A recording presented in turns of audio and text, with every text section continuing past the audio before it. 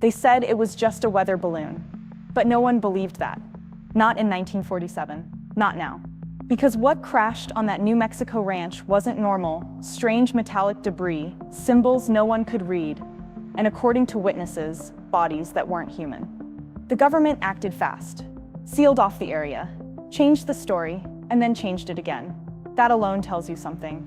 But what if Roswell wasn't about covering up what fell from the sky, but about distracting us from what was about to be revealed? In this video, you'll see real and forgotten photos from the Roswell case. Images hidden for decades. Details almost no one talks about, and proof that might change everything you think you know. Because since then, everything changed. Lights in the sky, secret agencies, people disappearing.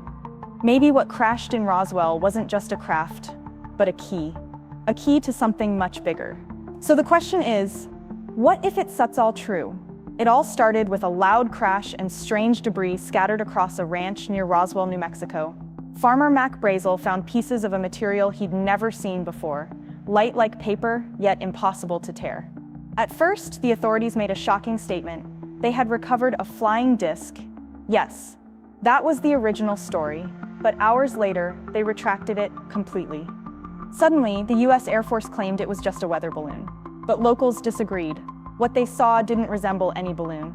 The debris had strange symbols, metallic structures, and burn marks. Witnesses even claimed to have seen small bodies with large heads being transported in sealed boxes. Why such a quick cover-up? Why deny something they had just confirmed? That inconsistency was the spark. And what's even more suspicious, the official files on the case were lost for years. What were they trying to hide so desperately? Roswell didn't start with a crash. It started with a poorly told lie. The first military officials at the crash site were stunned. The wreckage was unlike anything they'd ever seen, flexible but strong. Some said the metal returned to its original shape after being crumpled. And in the middle of it all, pieces engraved with unknown symbols, almost like alien hieroglyphs. Major Jesse Marcel, one of the first to handle the debris, later admitted, "What I saw wasn't from this world." Even more chilling were the accounts of non-human bodies, small, gray-skinned beings with oversized heads and black eyes. The exact same features described in alien encounters worldwide. Too many coincidences. Some officials denied it, others vanished from public view. Those who spoke out were discredited. Years later, leaked memos suggested that the bodies were moved to Wright-Patterson Air Force Base, home to secret biological labs. Was it an autopsy? A study? No one knows. But let's be honest, you don't bury this much truth over a weather balloon. In less than 24 hours, the government went from "we found a flying disc" to "oops, just a balloon." Journalists were confused, headlines pulled, and the biggest story in UFO history was buried overnight. But why change the narrative so fast? What happened in those few hours? Local reporters spoke of direct military pressure. They were blocked from approaching the site, cameras were seized, and photos disappeared. One photo of Major Marcel holding the supposed wreckage still causes debate. Experts say the materials don't match the original descriptions, a staged cover. Even with the balloon story, the Roswell case refused to die. It lived on in whispers and classified files. And every time the story was retold, it got harder to believe the official line, especially because while Roswell was silenced, the same patterns started repeating elsewhere. It wasn't until 1994 that the US government changed the story again. This time, they claimed it wasn't a weather balloon. It was Project Mogul, a top-secret program using high-altitude balloons to detect Soviet nuclear tests. Sounds convenient. Until you remember, that still doesn't explain the bodies. Officials involved with Mogul later said their equipment didn't match the debris from Roswell, and Major Marcel, he knew what a balloon looked like. He insisted to the end of his life that this was something else entirely. So why wait decades to tell this version? And why hide it in the first place? It all seems too tidy, as if crafted to bury a story too big to handle. And it only came out after relentless pressure from UFO researchers and leaked documents. Roswell wasn't forgotten, just delayed. And the more they delayed it, the more obvious it became they were hiding something huge. Over the years, many witnesses tried to tell the truth, and most were silenced. Mac Brazel, the rancher who found the wreckage, disappeared for days after reporting it. When he returned, he repeated the government's version, word for word, as if someone had coached him. Nurses, reporters, low-ranking officers, they all shared the same story: pressure, threats, and sudden silence. Some lost jobs. Some simply vanished from the public eye. One nurse even claimed she saw an alien autopsy, but her story was buried, and she never gave interviews again. When that many people are scared into silence, it's not a coincidence.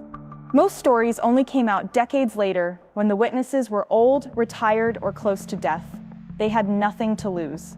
And every time, the alien descriptions matched. That's not fiction. That's a pattern. And the more people spoke up, the clearer it became that Roswell wasn't a misunderstanding. It was a cover-up. You see, shortly after Roswell, a strange new facility appeared in the Nevada desert, Area 51. Officially, it was a testing site for experimental aircraft. But the timing raised eyebrows right after the most famous UFO incident in history.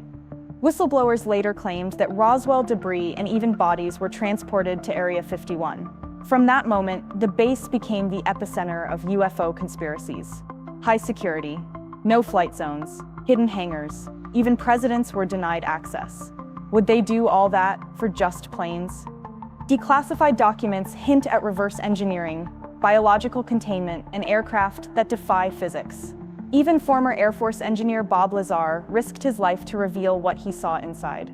If Roswell was the spark, Area 51 was the vault. And that vault may still be hiding technology we can't even imagine. Izzy R. Bowds. In the 1990s, a video shocked the world. An alleged alien autopsy recorded shortly after the Roswell incident. The being?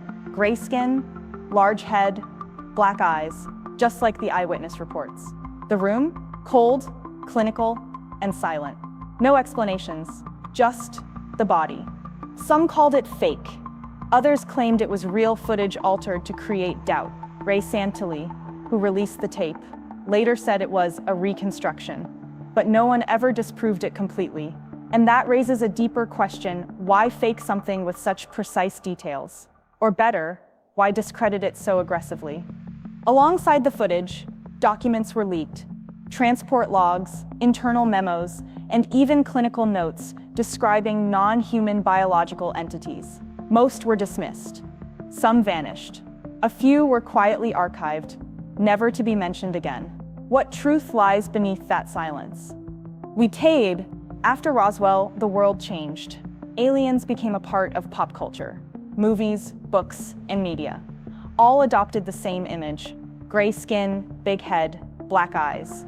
It was no longer just a theory, it became familiar. But was that just storytelling? Or was it a long-term plan to normalize the idea of alien life? When you turn truth into fiction, people stop asking real questions. It's not just entertainment, it's conditioning. Even major institutions like NASA and the Pentagon started taking UFOs seriously. Coincidence? Or has Roswell been slowly preparing us for disclosure all along? Because maybe the real legacy of Roswell was planting the idea that we were never alone. For decades, talking about UFOs was a joke. Now the Pentagon confirms they're real, at least in the sense that something unexplainable is happening in the skies. What changed? A lot of it points back to Roswell. That event lit the match. It inspired generations of researchers, whistleblowers, and pressure for government transparency. Programs like AATEEP and the UAP Task Force are direct results of that momentum. And every report they release brings us closer to a truth too big to ignore.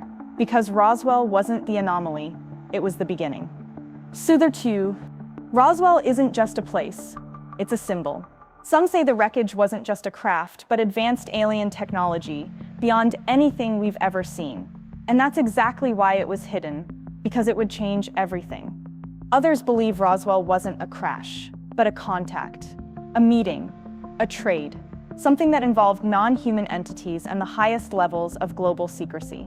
One thing's for sure, Roswell never died. It lives in files, in testimony, in vanishing records, and in the silence of those who know too much. Maybe the best proof that something extraordinary happened is how desperately they've tried to convince us that nothing happened at all. Now that you've seen all this, tell me, What do you think really happened in Roswell? Do you buy the weather balloon story? Or do you feel, deep down, that something huge was hidden? Something that still affects us today? Because if Roswell was real, everything changes. Maybe contact already happened. Maybe it's sets happening now. And the real question is, are you ready to find out the rest? If this video made you think differently, subscribe to the channel, turn on the notification bell, and share this with someone who deserves to know the truth. We shall see you in the next mystery.